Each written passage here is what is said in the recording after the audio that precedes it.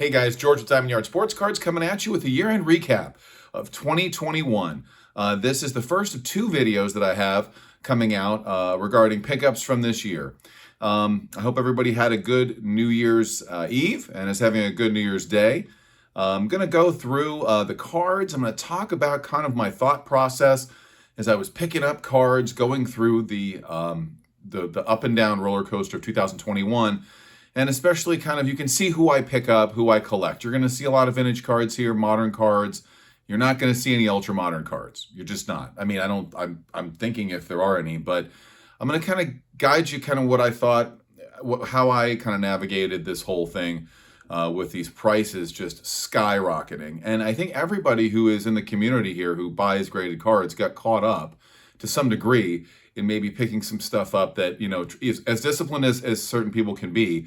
You know, you get caught up in it and you find a card you love and maybe you overpay for it. And I think I tried to really avoid that because I saw that what was going on, and I think a lot of people did. But I tried early in the year to pick up a lot of stuff, as I often do. So here we go, guys. So fellas,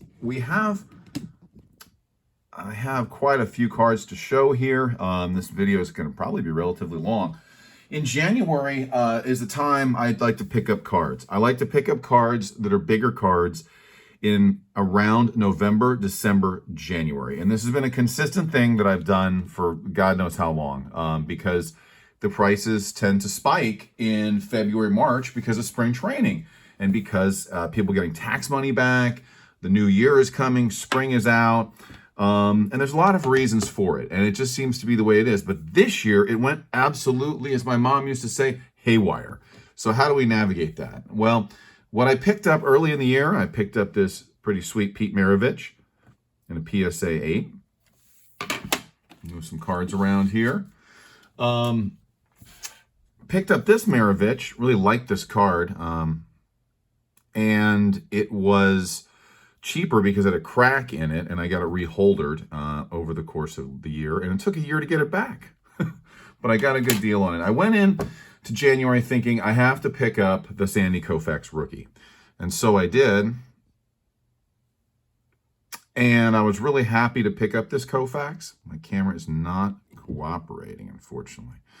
In a PSA 4.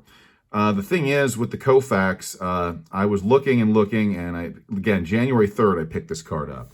So I was really happy to do that. Well, later on in January, I found another Koufax about 4 or 5 days later. I didn't particularly like the centering as much on that one, so I found this one. And I thought the centering on this one was far superior. It was a 3.5. So I got it on these pretty early in January, which is what I wanted to do because I just kept watching and thinking things are going to continue to rise. But I did take a break for a while and got these Slurpee coins. I'm a big fan of these. And the guy who had the Slurpee coins for listing has the #1 set for Slurpee coins, and he was breaking it up. And so I'm always a sucker for these, and always have been since I was a kid. And so I picked up as many as I could, and they weren't super expensive, probably between $20 and $25 to $30 a piece. The biggest one being the Doc Gooden rookie Slurpee coin here. And so these, I just could not help myself from picking them up. And they weren't, again, not breaking the bank, but really like to add those to the collection. Around the same time, in January, from a different seller, I picked up this Sweetness in a 7-Eleven disc. And, you know, seeing what's going on at the time, I'm thinking, you know, I had sold off a Ricky Henderson, this copy. I sold off a 9, and I said, you know, I want to buy that back. Well, it had gone up a little bit, you know, it was in the $80 to $90 range at that time. So I was happy to add this Ricky because I'm not going to get a 10 or be able to afford a 10. Well, Johnny Bench was on the list too, and in January as well. These are all January pickups. I decided to go after this bench, and I found the right one. And it was getting to the point where, you know, the buy it nows were looking pretty good because the market was spiking or beginning to spike. So I figured Bench is somebody I went heavy on this year. I've always collected Johnny Bench, but I didn't have the rookie. And so I got this one, and then I was able to add a second one. A YouTuber, Vintage House Slabs, John, was saying he was getting rid of some cards that he got graded, and he had this real nice 5.5. And so I made him an offer and we worked something out. So that was, again, in January. Also in January, I went after the 69 bench, which I should have gotten a long time ago. And I found this copy, which I thought was outstanding. The centering is fantastic. There's a little print mark right there, but that's about it. So I was really happy to add this one to the collection.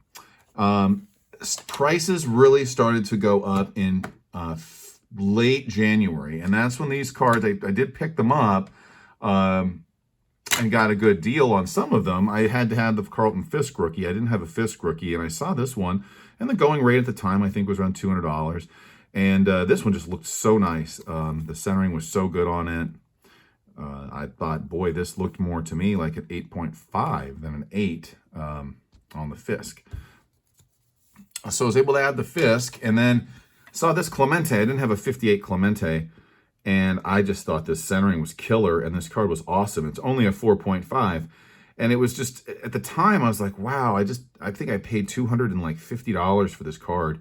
But I felt good about it because it was a Clemente, because it was really well centered, and it was a 50s Clemente. And that would just be the story. These cards would just go bananas this year. Willie, Hank, Clemente. And then my buddy and I, Eric, Grimy Mint Sports Cards, shout out to Eric and all of his help this year with our collecting and going to Long Beach. We both picked up a Pete Rose in an 8, and this is when the Rose is going for about $200. Now, maybe it's back down to that now or something like that, but it went way up to $350 for an 8 on a Rose. And so I thought, well, 70s cards in higher grades, 8s, 8.5s, would probably be a good way to go. And then the last pickup in January, before things totally went bananas, was this awesome Lou Alcindor rookie. And I wanted to pick up a Kareem rookie for a long, long time, and I just kind of held off. And then finally, Four Sharp Corners had one, no tax, free shipping, and I was able to pick this up in late January 28th, something like that, 27th. So real happy to add the Lou Alcindor rookie. And since then, the card went absolutely bananas, went up. And then it went down. And so you can get for what I paid for this, you can get one, I think, for less than I paid at the time. So I decided I'm going to take a break. Things are going crazy. I've been watching all kinds of cards. I'm taking a break. I'm just going to buy maybe some lesser stuff. And I took a break for a little while, but some things are just so cool you can't avoid picking them up. So I saw this 8.5 Yaz, and this was like mid to late February. And I thought, you know, it's an 8.5. I mean, these grades, scarcity is important. There are a lot of cards from 74. There's a lot of Yaz's. But, I mean, an 8.5, it's a pretty high grade. And we know from grading these days that they're not handing out 8.5s and 9s like they maybe used to.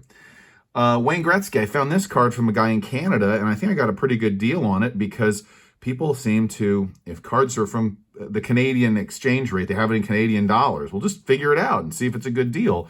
And I couldn't get over this. You know, the eye appeal on this card is fantastic. The centering was great. And I was shocked it was only an 8. I think it probably could get a bump to an 8.5. I have an 8.5 at this card, and this 8 looks just as good. But anyway, so I had to add this great one. And at this point, when the market is going crazy, I'm thinking to myself, you know, if I'm going to add some cards, you know, I want to add the absolute best players of all time.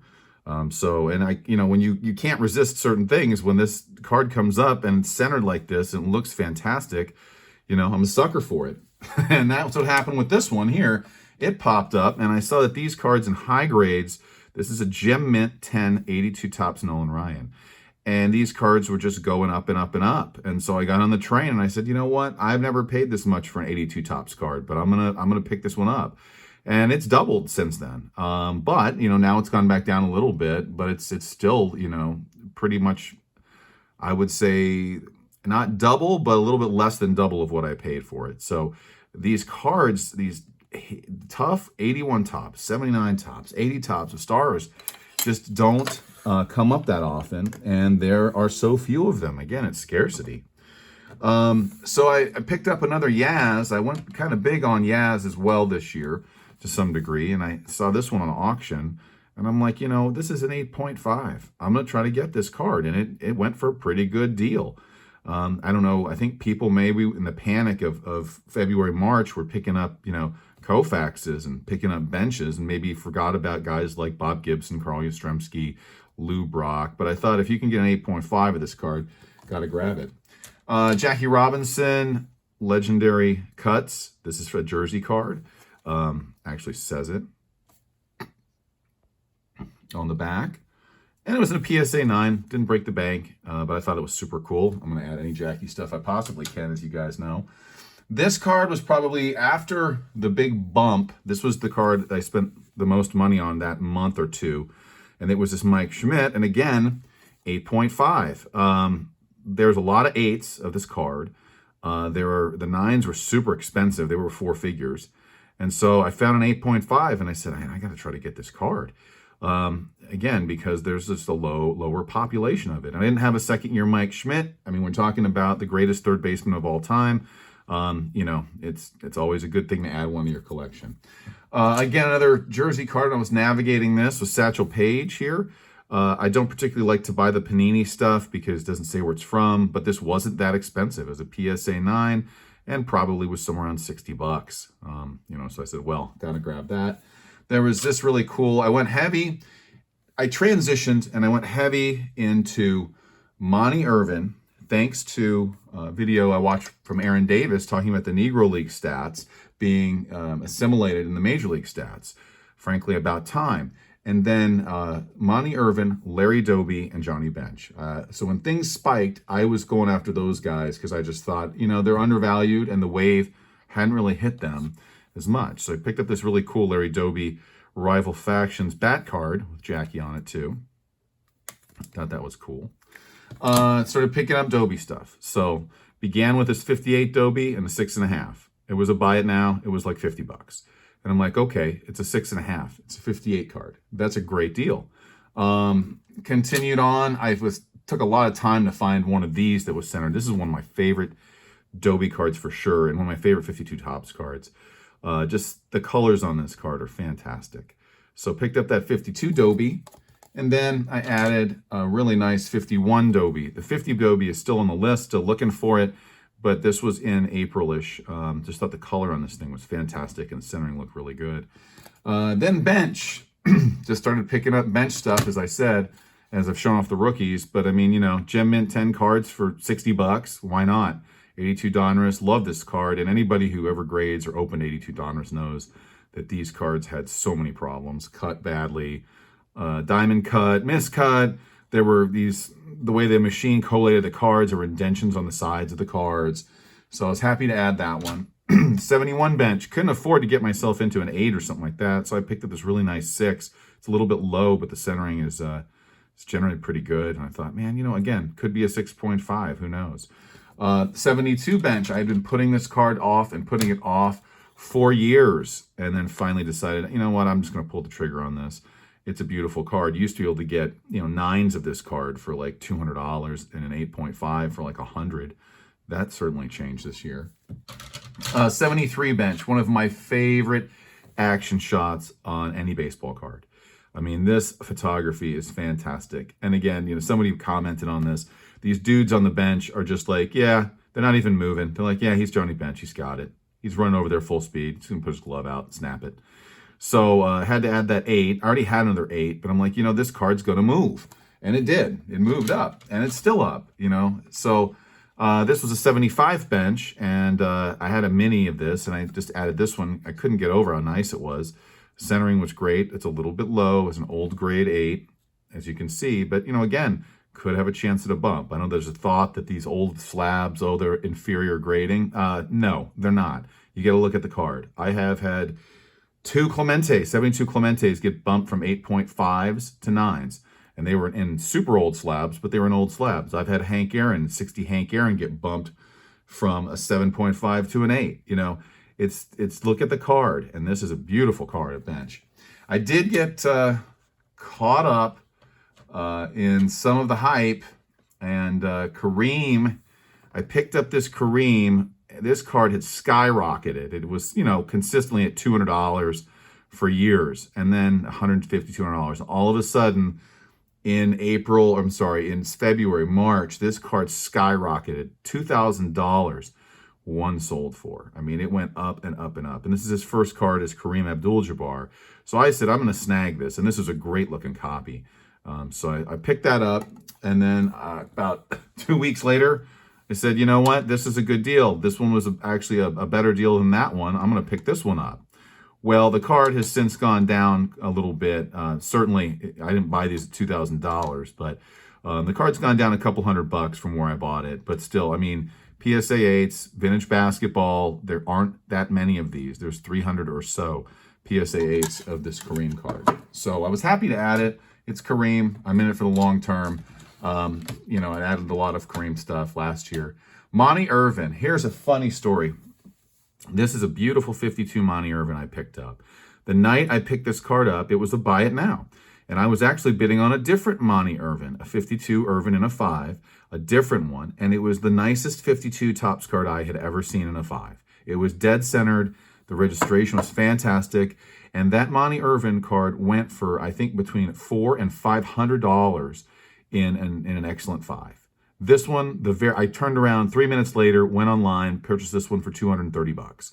So, I mean, like, it was just amazing what was going on at that time with all kinds of cards. And obviously, people had similar idea about Irvin and his importance to the game. They were incorporating the Negro League stats. He was one of the great Negro League players, the Newark Eagles, for many years before he got a chance in the big leagues. And I did a video about that. But here's a 53 Bowman Color Monty Irvin. Shout out to Alex Bowman 53. Thought this card was awesome. And again, not expensive, under $100. Rookie Monty Irvins.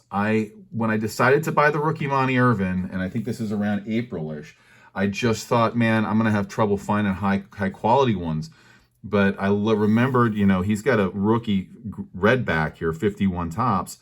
And boy, you know, these cards are reasonable. And I was able to pick up a 7. And this is a really nice example. These cards are not, you know, they're out there and they're in high grades and you can get them for reasonable prices. So that was an Irvin rookie. And then the Irvin rookie that I was really looking for was the Bowman.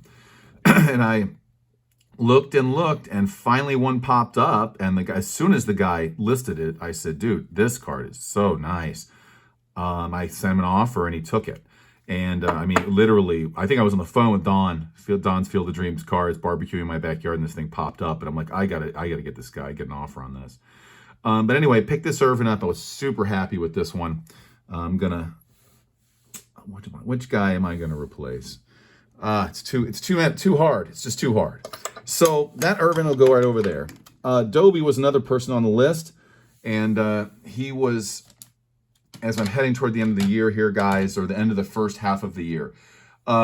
I have a funny story the second half of the year on the video, I'll tell you guys. But I was looking for a Doby rookie over and over and over, and I couldn't find one.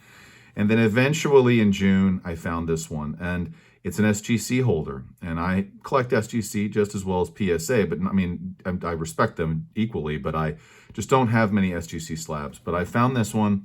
And I said, man, that Doby looks so awesome. It's got that mustard background. The centering is really better than any Doby card I found in a PSA slab at that time. And I've been looking for the card for about 4 months. I'd really been looking for the card for about a year. But it was time to get this card before it went bananas. And I was happy to get it in a 5. And just really excited to add the Doby last year to the collection. So last two cards that I had picked up this year. And this starts a run of what I would do later on in the year, or 70s cards, as you've seen. I was able to pick up this George Brett in a 9. Again, not breaking the bank. I mean, certainly a little bit more than it was a couple of years ago. Always loved this card with the All-Star banner. And then I was able to pick up a 78 Brett, where he's got the chaw in his mouth, in an 8.5. Now, this card's so difficult to get at a 9. So I was able to pick up this 8.5. Again, not breaking the bank. But just thought these 70s cards and higher grades were really good investments. So navigating the whole thing, guys, we've all had a tough time trying to figure out what cards to pick up and just kind of trying to zig when others zag. But I want to thank you guys for watching this recap. I appreciate your subscribership, and keep collecting.